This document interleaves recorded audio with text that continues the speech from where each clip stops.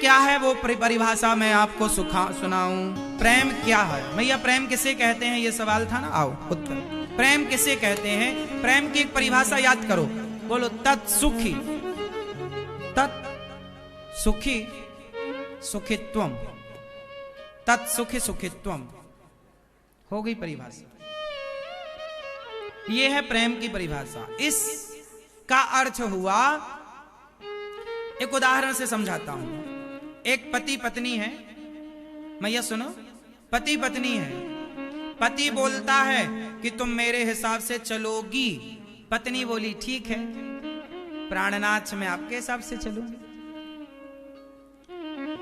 पति बोलता है तुम मेरे हिसाब से चलो, पत्नी बोली ठीक है मैं आपके हिसाब से चलूंगी। अब इन दोनों में बताओ प्रेम कौन कर रहा है?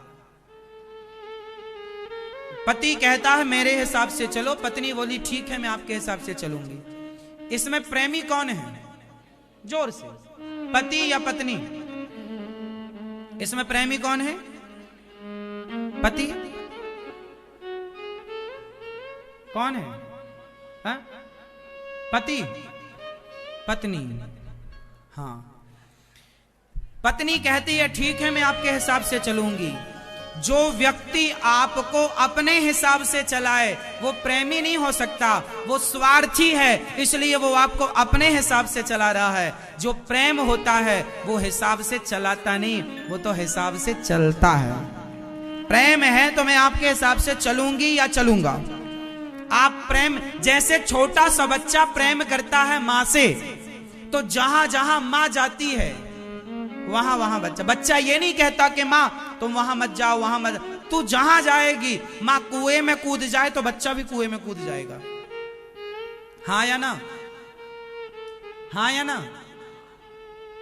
गाय के बछड़े को मैं गोद में लेकर चला तो गैया पीछे पीछे, जहां जहां मैं जाऊं वहां वहां गैया।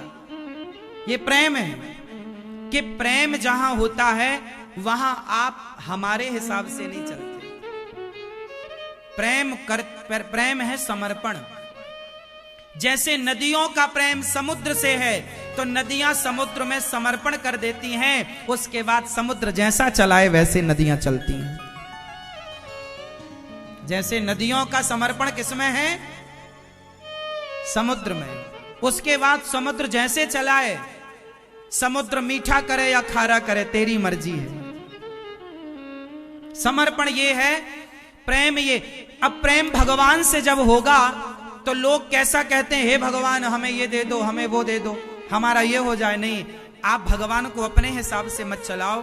जो भगवान चाह रहे हैं, जो हो रहा है वो भगवान की मर्जी। इसलिए तेरे फूलों से भी प्यार, तेरे कांटों से भी प्यार, तेरी मर्जी का मैं हूं गुलाम। हम तो आपकी मर्जी के गुलाम, हमारी कोई मर्जी नहीं, हमारी कोई इच्छा नहीं।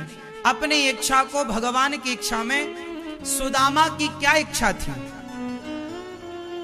सारी जिंदगी गरीबी में गुजारा किया और आखिरी समय गए दर्शन करने तो मांगने नहीं गए, 4 मुट्ठी चिवड़ा देने गए थे।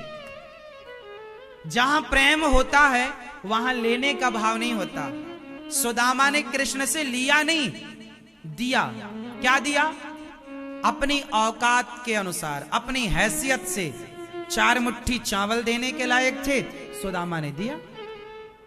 तो प्रेम जहां होगा वहां लेने का भाव नहीं होगा, वहां तो देने का भाव।